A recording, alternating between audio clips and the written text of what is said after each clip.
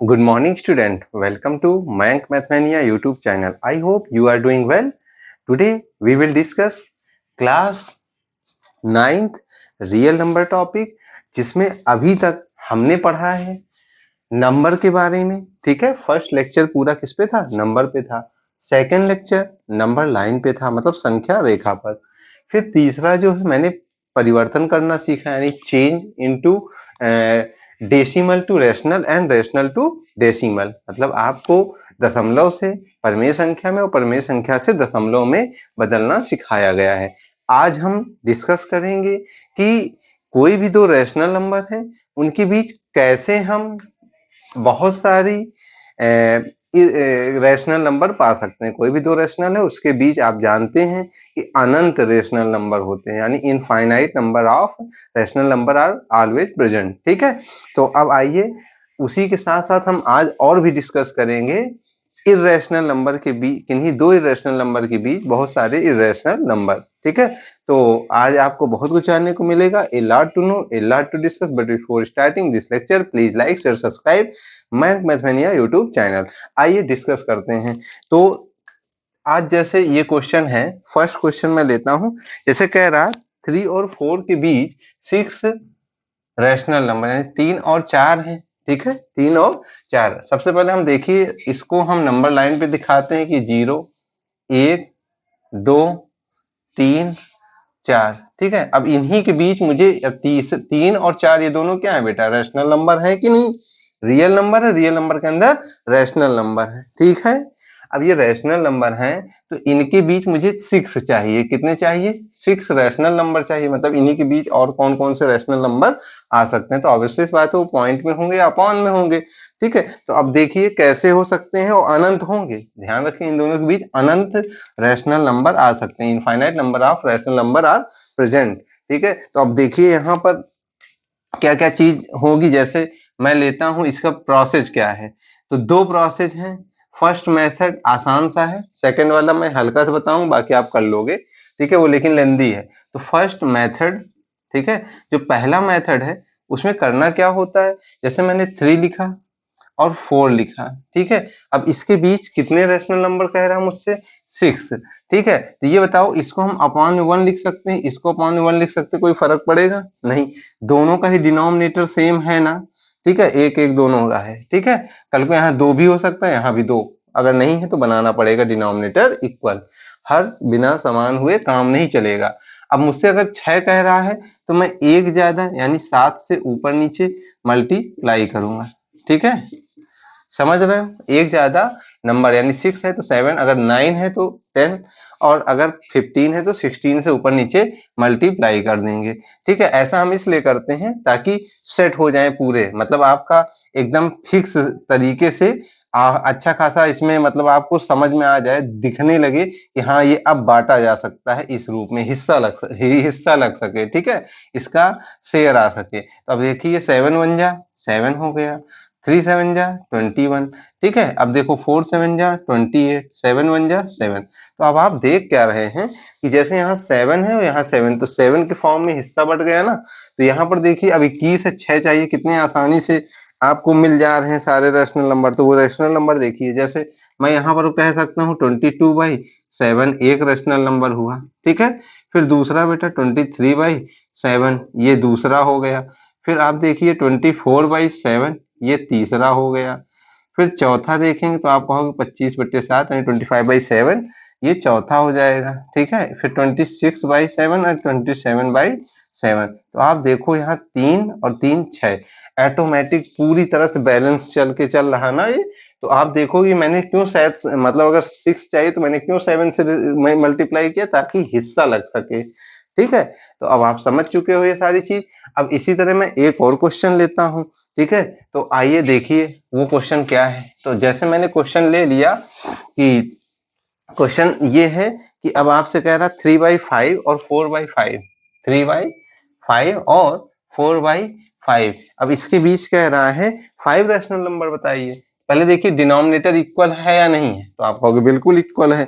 अब जब इक्वल है बेटा, तो उस दौरान फिर हमें कोई टेंशन नहीं. मुझसे कितना पूछा गया है? 5 चाहिए. कितने रेशनल नंबर चाहिए? 5. तो मुझे एक ज्यादा यानी 6 से ऊपर नीचे क्या करना होगा? मल्टीप्लाई, ठीक है। तो यहाँ देखिए 4/5 है, इसमें 6 से हम क्या कर दे रहे हैं मल्टीप्लाई, तो 3 6 जा 18/30, ये क्या हो जाएगा 24/30। अब आप देखिए यहाँ पे 18 है, 26 है, 30 है, ठीक है। अब 30 के रूप में हिस्सा लग गया है। अब यहाँ पर देखिए 5 चाहिए ना, तो 19/30, 20/30, 21/30, 22/30 और उसके बाद जो है 23/30। तो ये भी देखिए एकदम सीक्वेंस में हिस्सा लगा है ना, पहला, दूसरा, तीसरा, चौथा, पांचवा। ये देख रहे हैं, इसके बीच आप देख रहे हो कितने चाहिए थे, 5 रेशनल नंबर। आपको इससे ज्यादा कहता तो आप उतना ही हिस्सा लगा के इसे दिखा सकते थे, ठीक है। तो ये दोनों फॉर्मेट आपने देख लिया, ठीक। अब हम एक और क्वेश्चन देख लेते हैं।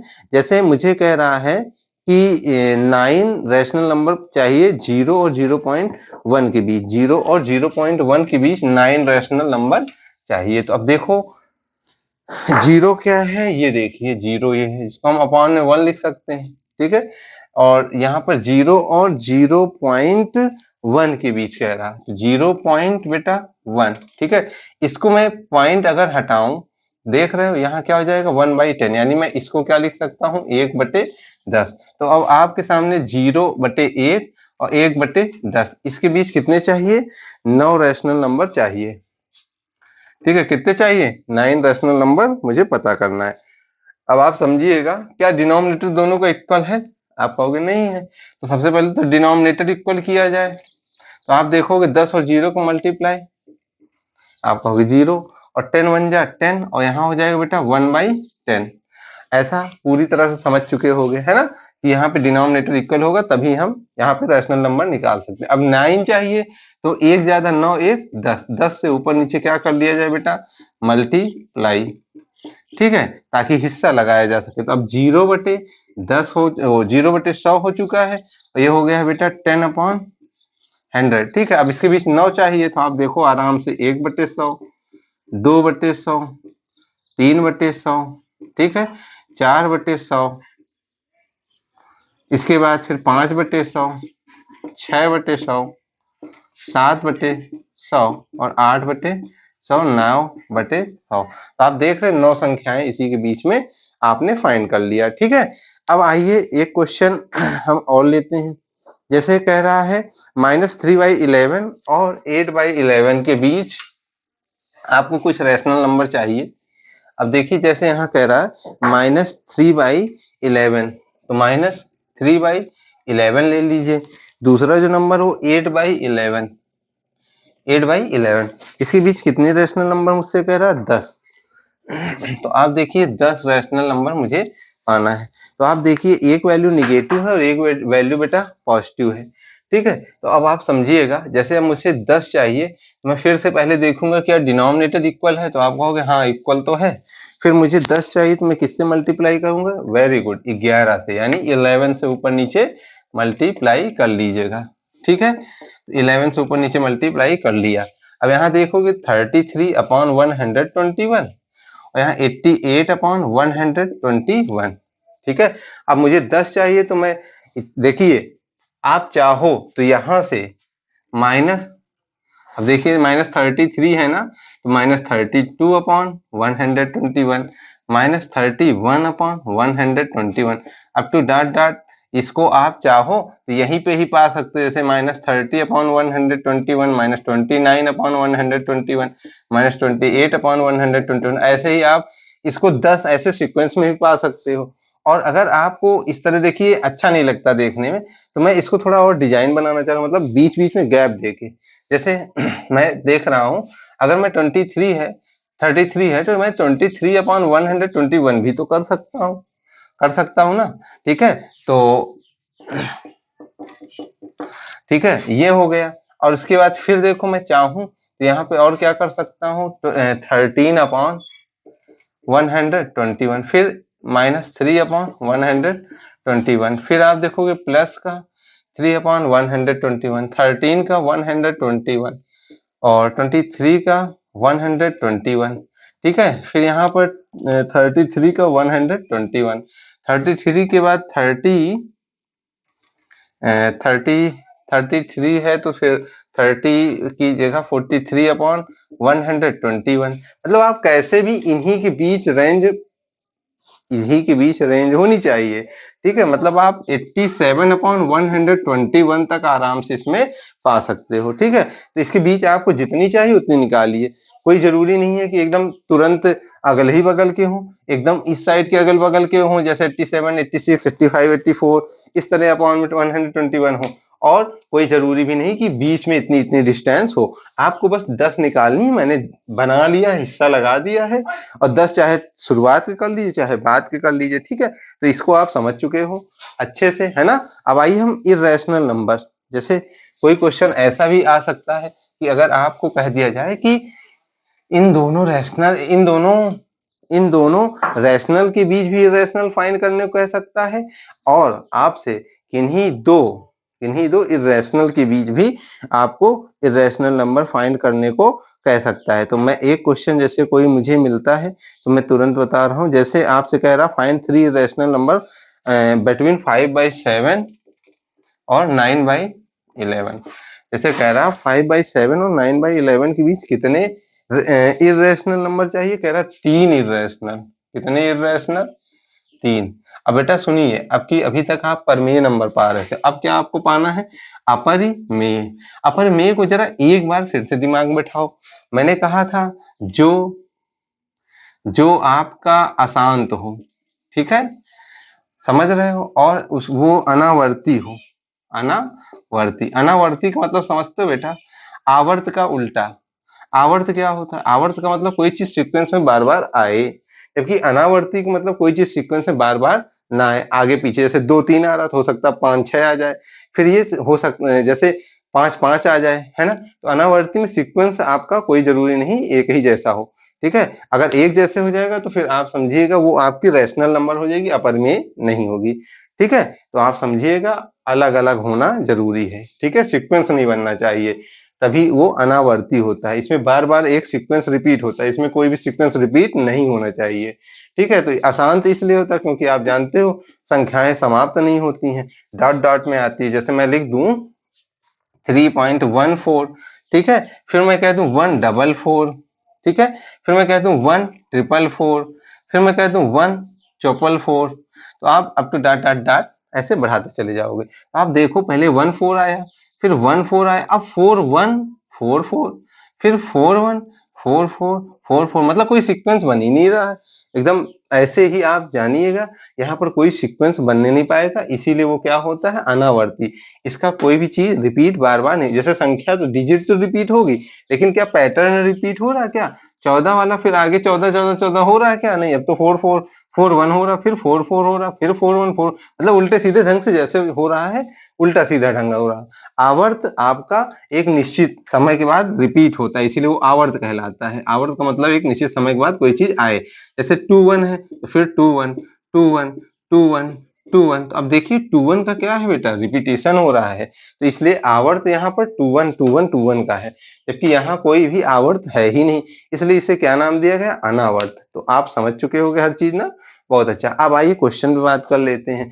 इसके बीच मुझे क्या चाहिए था? अपरिमेय संख्या चाहिए थी। मुझे क्या चाहिए था? अपरिमेय संख्या। अब अपरिमेय संख्या मैंने बताया पहले, इसको तो डिवाइड करके आप पता कर लो कि डिवाइड करने पे ये कितना आएगा। तो आ रहा है बेटा 0.714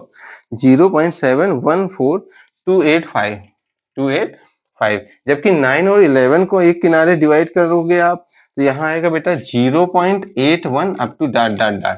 ठीक है, क्योंकि ये दोनों क्या है? परिमेय है। ये क्या है बेटा? परिमेय। ठीक है, ये दोनों क्या है? परिमेय। तो एक निश्चित के समय ये रिपीट होंगी। ठीक है, अब लेकिन यहाँ पर ध्यान रखना, अच्छा ये क्या शांत है या अशांत?